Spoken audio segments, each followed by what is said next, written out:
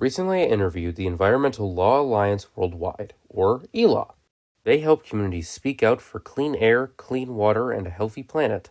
They are a global alliance of attorneys, scientists, and other advocates collaborating across borders to build a sustainable, just future. And I interviewed them because I felt like it was important to understand the legal system and how it could be used to combat climate change. Do you think that some of the actions of big corporations like big oil that cause aspects of climate change are illegal? And if so, do you think they are often not punished for those crimes? So I guess to answer your first question, yes, actions of many corporations are contributing to climate change.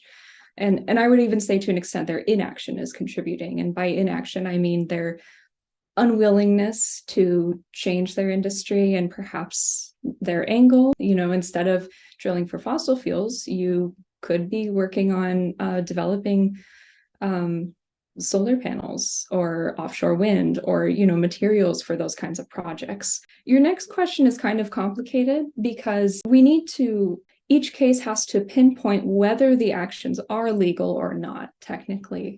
From a civilian standpoint and seeing all the data, you may think, well, yes, this is inherently wrong, but is it illegal? And that's what it ultimately comes down to oftentimes. And so many lawyers right now are actively working to develop laws that put limits and put caps on greenhouse emissions. And like I mentioned earlier, developing framework to hold these companies and corporations accountable for the damage they're causing to our atmosphere.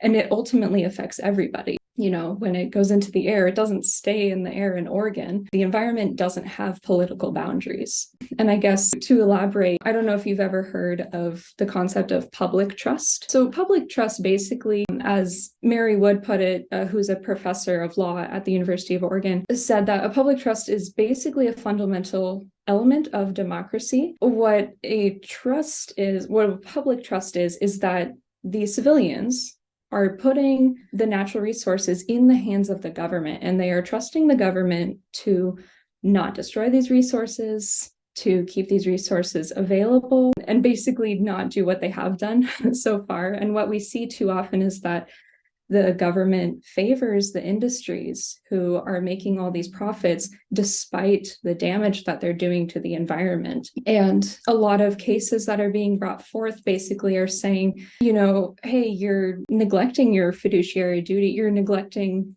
this thing that you promised, that you wouldn't reap our environment of its resources and leave us with this environment that we ultimately can't live and breathe in. So that's where a lot of cases against public trust are coming in.